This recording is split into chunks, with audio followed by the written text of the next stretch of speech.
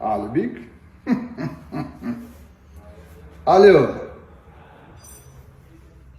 Ha, napas kirib chiqib turibmi?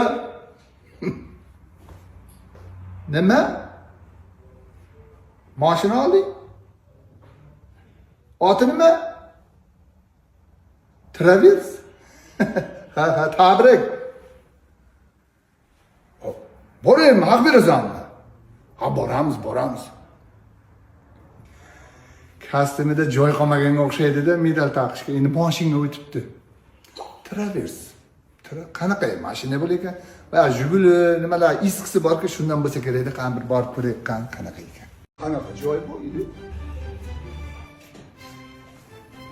Alibek. Assalomu alaykum. Oqidan olmabsan-da. Nimaga?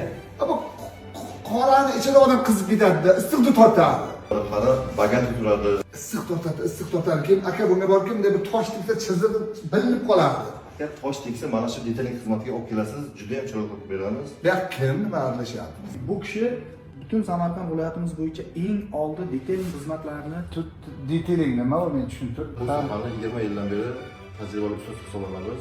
Mana shunday avtomobillarni polirovka, keramika, shuma izolyatsiya, biroli plyonka, himchiska, xullas ichidan boshlab tashqi qismgacha butun interyerlarni, bilak panelarini qilib beramiz.